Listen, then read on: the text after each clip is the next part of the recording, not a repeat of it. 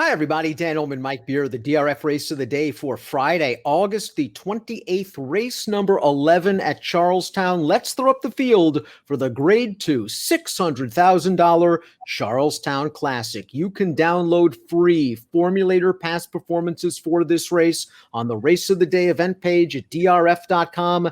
Download them, handicap along with us. And Mike, this is what's known as a wide open race. Yeah, that's what I thought too. I thought, there's just so much going on in here. A lot of different horses can win. Boy, it feels like trips are going to be very, very important at this field. And it also is going to, I think, a major determining factor in this race is who's going to handle the three-turn bull ring configuration at Charlestown at 1 1/8 miles. The Timeform US pace projector indicates that this pace should be fast. The 7 Sleepy Eyes Todd is quick. The defending champion, the 5 Run Into Love Ya, is stretching back out, however. And something tells me that Run Into Love Ya is going to be on the engine. Yeah, I sort of felt that way about it too. I mean, he is a horse who just really likes to use his speed. That's how he won this race last year, just by going up to the front and hanging on at the end. And I sort of agree with you. I felt like this horse might be trying to make the front here at all costs. The number 1, Forewarned, has kept some nice company throughout his career. He's run in the Woodward and the Whitney and the Cigar Mile. But he's run also at Thistledown, as he did last time out as the odds-on favorite in the Governor's Buckeye Cup, ran a decent third that day. This is a horse that's going to appreciate the pace up front. Yeah, if the pace is fast, it probably works more to his advantage, or at least as much to his advantage as it does anyone else in the field. And you know what? I feel like he's a little underrated, Dan. He's obviously not a star, and you don't expect huge things from him, but he just shows up and runs every time. If he gets the right trip in here, I expect him to be around at the end. But a true deep closer, a horse that would really appreciate pace, is the 2 Tenfold, who was classy enough to win the Pimlico Special in 2019 and is taking a huge drop in class after facing Improbable in the Hollywood Gold Cup. Improbable coming back to win the Whitney with a 106 buyer. Maybe Tenfold has finally found the spot. I mean, maybe he has. They've been looking for one for a while. And you're right that pace is probably more important to him than anyone. And all you have to do is go back to that Pimlico Special last year, Dan. They were flying in front, and he got a great ride from Rafael Santana, and he really took advantage in there to win that race. He hasn't won since. He's been trying a lot tougher races. Maybe this is the spot for him, but I don't trust him.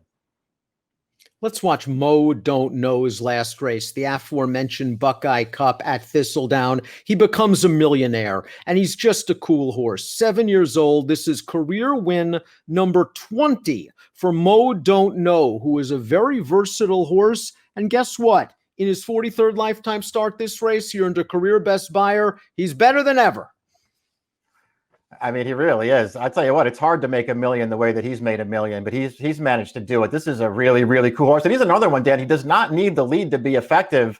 I think he's a player in this race and probably at a fair price. Math Wizard pulled off a little bit of a shocker last year in the Pennsylvania Derby, beating Mr. Money, beating Preakness winner War of Will, beating Improbable in the Pennsylvania Derby. And his last race perhaps indicated a return to form. Let's watch the Grade 3 Monmouth Cup, where he was saving ground at the back of the pack early. He's on the outside in the green silks, sort of a prolonged wide run into the stretch. And the winner of this race, Global Campaign on the Rail, just showed no quit and finally lived up to his potential. This was a useful effort for Math Wizard.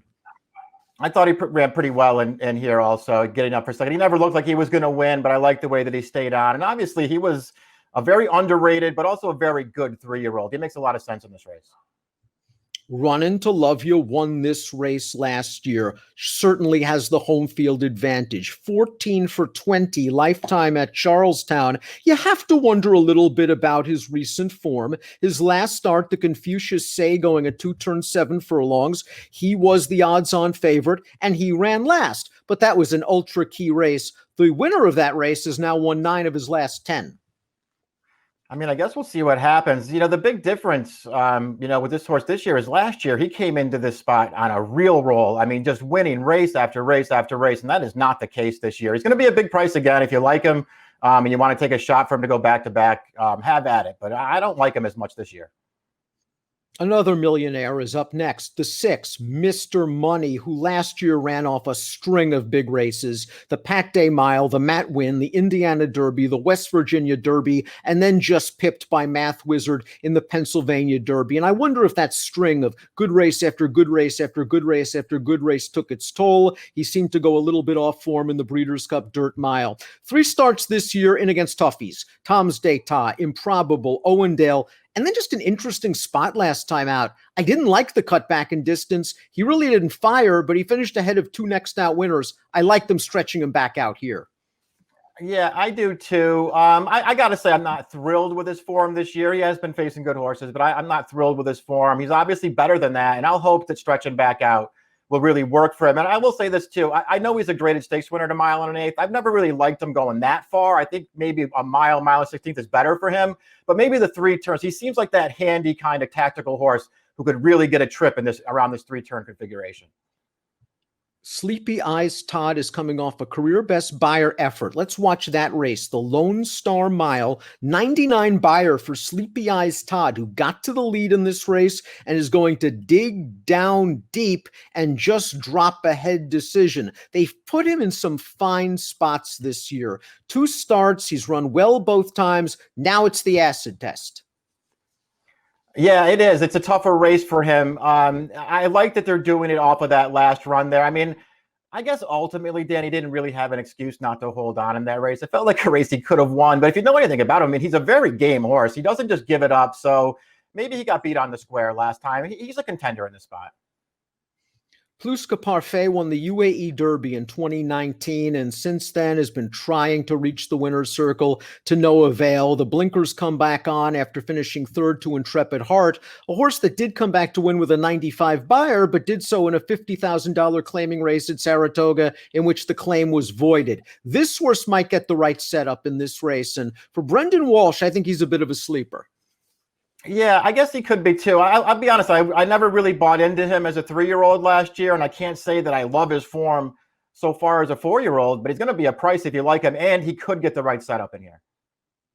War Story was 3rd in this race last year, 2nd in the 2018 version, 3rd in the 2017 version. He likes the track, and I know he hasn't run since January, but I think this layoff might do the old-timer some good. In his 2 starts this year, or at least in his last 2 starts, they both were good. The Harlan's Holiday, a graded win over Fat Man, where he overcame a slow pace, and then this race, the Pegasus World Cup Invitational, where he was in against Mucho Gusto and Mr. Freeze, and he runs on at the end to finish 3rd, all without Lasix. Mr. Freeze, of course, came back to win with a 107 Beyer speed figure in his very next start. We're going to see War Story come onto the scene late and pick up 3rd.